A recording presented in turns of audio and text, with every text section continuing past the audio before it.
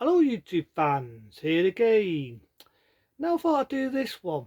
Thought I'd do it, because it's a dud 'un. Not a lot of people talk about this one. I've seen a few reviews about it, but not a lot. That being Rituals. Say that again. Rituals. That's a fucking word, right. Now a lot of people say that this was a Deliverance rip-off. But you know what? If it is, it's a bloody dud 'un. And I actually like this one a lot more than Deliverance. I mean, don't get me wrong, I like the Deliverance by the late Burt Reynolds. May he rest in peace. But this one, I've got to admit, I like more with Old Bucks, another dud actor who also, may he rest in peace. As we all know, sadly passed away last day. If anyone don't know who Old Bucks is, think of the second Dirty Harry film, Magnum Force. The scene where the bad guy thinks he got the better of Clint Eastwood, the car blows up, and Clint Eastwood says that epic line, a man's got to know his limitations. Well, the one who got blown up in the car, that's Old Bucks. The one that played Father Moroni in the original The Fog, that's Old Bucks. Damn good actor, and I miss him. I really do, because this is a film I think he was studying. I really think he was studying. And let's get on with the film. The film was shot in 1977, and believe it or not, this would have been the last. This film last year, this would have been a film I should have said nobody would have ever seen. Nobody would ever see because it was done by a very low budget, cheap movie company. It was trying things out at the time and thought, we'll try this film out and we'll try it out. And I mean, it was more of an experimental film. And believe it or not, the film sadly got lost and it was never going to be aired, This film was never going to be aired. So there's bits where the film's deteriorated and the bits at the end where the film, I'll shit you not, the film is badly fucking deteriorated. It really is badly deteriorated. And it's a shame. It's a shame. Because I like this film. But even though the film is deteriorated and it's faded a bit, it does, in my eyes, it does actually have a charm to it. It actually has a charm.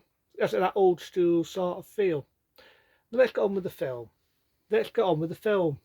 So basically, it's about these armed doctors who they do a ritual every month, right? And every month they either go camping, they go hunting, they do whatever, basically. Go bear hunting, I don't know.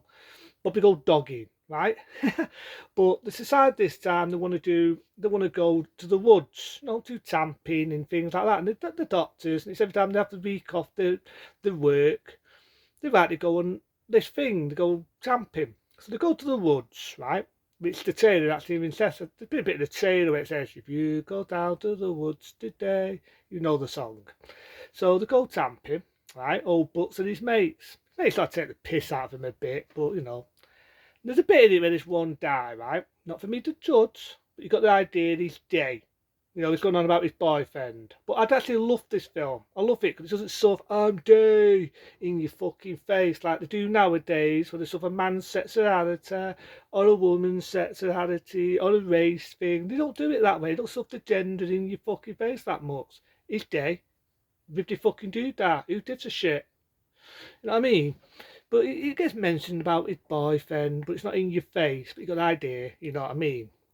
And basically, this is a slasher film, and I've got to be open, and I've got to be honest. This film is an intelligent slasher film. I never thought I'd hear that, but it really is an intelligent slasher film because what it is, right? It's not just your typical blood and gore. If you're going into it for that, you're going to be disappointed.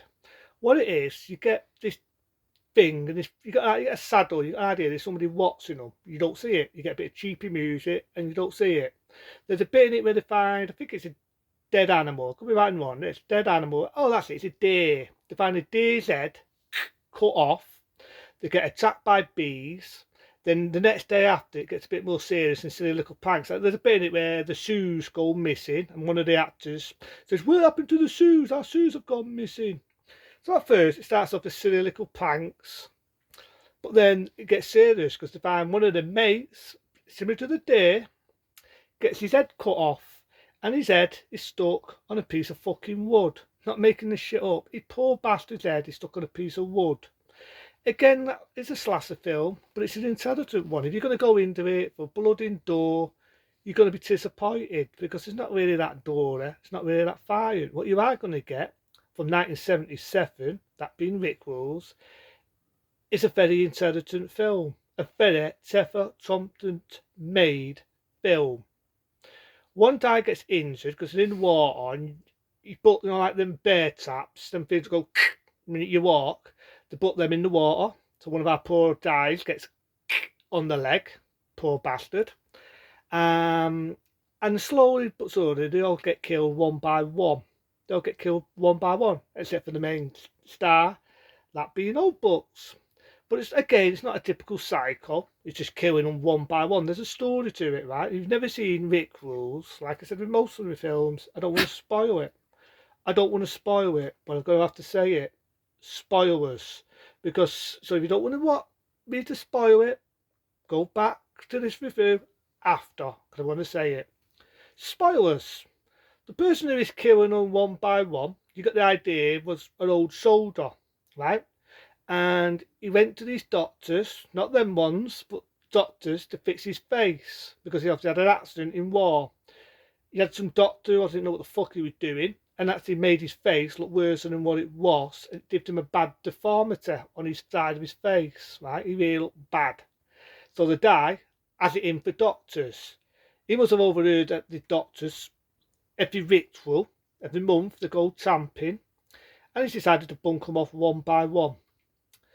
So the two guys in war, one's lost his eyesight and one is badly deformed. Now, Old Butts finds the one who is blind, kills him, because he finds his house, and he gets badly wounded. He has to burn the wound out, right?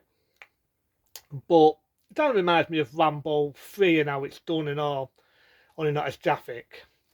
One of the guys who later fucks off and left Old Buck, he gets captured by the villain, gets tied up, and the poor bastard gets burnt alive. I'm not making this up, gets burnt alive. Now I'm making it sound worse than what it is, but he gets burnt alive by the villain, right?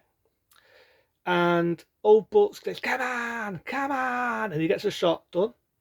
The guy comes in, that's when you get the fulfillment of what he looks like, shoots the fucker, end of movie.